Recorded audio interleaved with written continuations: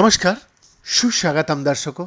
जी मैं बीएन फिर एक बार आप लोगों का दरबार। राइस यूनिवर्सिटी के पीटर वॉलिनेस के नेतृत्व में किए गए एक नए अध्ययन से फोल्डेबल प्रोटीन का विकास के बारे में नई जानकारी मिलने लगा।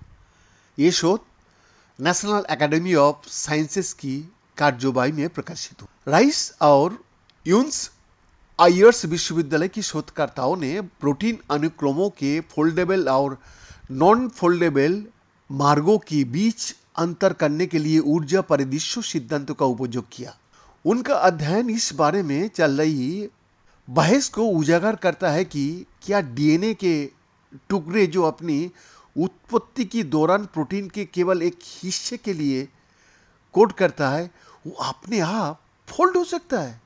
शोधकर्ताओं ने प्रोटीन संरचनाओं में एक्शन और प्रोटीन फोल्डेबिलिटी के विकास के बीच व्यापक संबंध पर ध्यान केंद्रित किया। उन्होंने एक्शन जीन के ए हिस्से जो प्रोटीन के लिए कोड करता है और इंट्रॉन प्रोटीन में जीन अनुवाद के दौरान छोड़े गए मुख्य क्षेत्रों को महत्व पर प्रकाश डाला।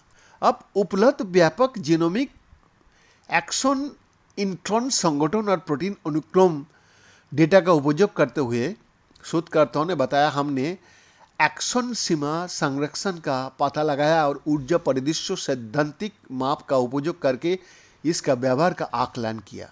डियर बुलट वेल्च फाउंडेशन की विज्ञान की प्रोफेसर, रसायन विज्ञान, जैव विज्ञान, भौतिकी और खगोल विज्ञान के प्रोफेसर और सैद्धांतिक जैविक भौतिकी केंद्र यानी कि सीटीबीपी के सह निर्देशक वॉलिनेस ने कहा, जी हाँ, 1970 के दशक में जब टुकड़ों में जीन की खोज की गई थी तो तुरंत ये प्रस्तावित किया गया था कि अनुक्रमों को तोड़कर ये संरचना फोल्डेबल प्रोटीन बनाने में मदद करती है।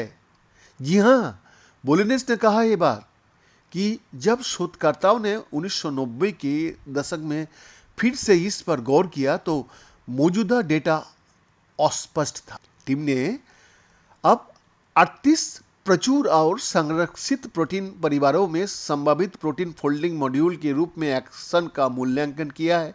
पीढ़ियों के दौरान एक्सन जीनोम के साथ बेतरतीब ढंग से फोल्डेबल कर सकता है, जिससे जीन में महत्वपूर्ण परिवर्तन होता है और नए प्रोटीन बनता है।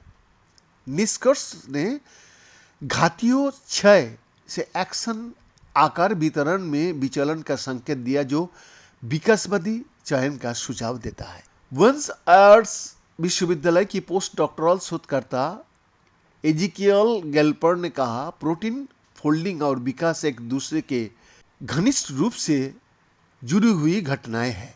प्राकृतिक प्रोटीन एमिनो एसिड के रैखिक श्रृंखला है जो आमतौर पर जैविक कार्यों को करने के लिए कॉम्पैक्ट त्रिआयामी संरचनाओं में मुड़ जाती है।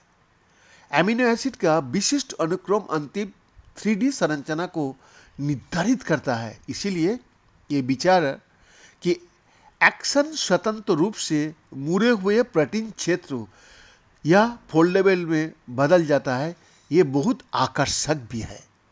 बीएन का एक्सक्लूसिव रिपोर्ट।